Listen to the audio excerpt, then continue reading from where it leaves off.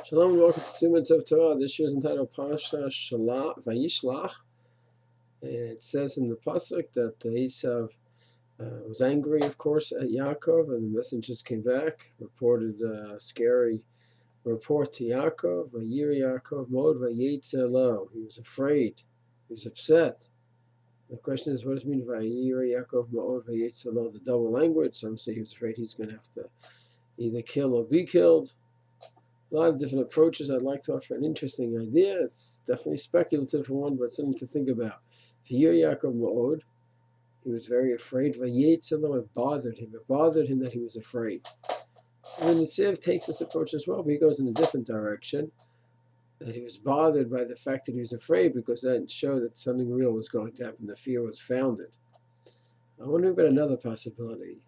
Yaakov was upset that he was in a state of fear. Why? What's the problem? It's a state of fear, totally natural.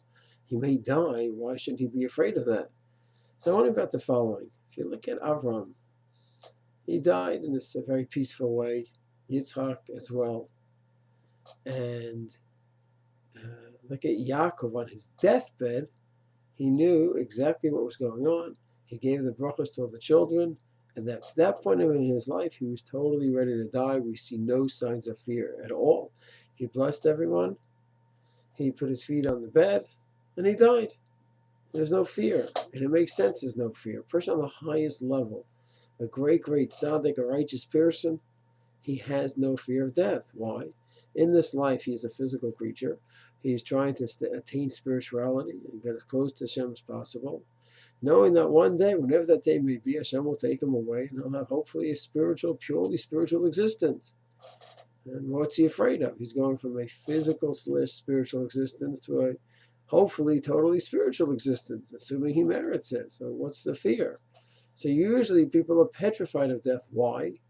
Because they're very attached to their bodies. They have fancy of immortality. Somehow they're going to live forever. And they being the physical part, the house, the car, the money, the wealth, the fame, the fortune, the kavod, the honor. That's what the average person is. He's attached to the physical. He's attached to himself. And the idea that he's going to be gone, he, meaning the physical part, is going to be gone, it's a very painful idea. So therefore, most people are afraid. But it's tzaddik. He should be on a level where what's to be afraid of? He's going to be in the spiritual existence now. Maybe he'll be taken earlier than his years, and he could have produced more. Okay, that's not question of fear. That's just sad if he could have lived more. But who says if he would have lived more, he would have reached a higher spiritual level? It's hard to know. So we'll live here. We do our best to achieve spirituality, and then we move on whenever Hashem decides to take us. Even Socrates in the secular world reached that level where there was no fear of death. If you read Phaedo, his death scene, he just took the potion and he died, and that was it. So all the more so our great spiritual giants, on the highest level, there should be no fear of death. They should simply move on to the next chapter of their existence. So I'm wondering, and it's speculative, that Yaakov, he was afraid of death. And that bothered him, that he wasn't at the level where it didn't bother him. He did eventually reach that level on his deathbed. Then already, he blessed everyone, and he said goodbye to everyone, and he just moved on. And there's no sign of fear at all.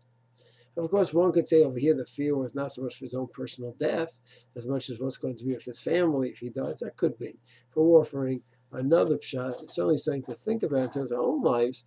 Are we getting more attached to the spiritual? And as we get more attached to the spiritual, does our attachment to the physical wane? And therefore we have less connection to the physical world.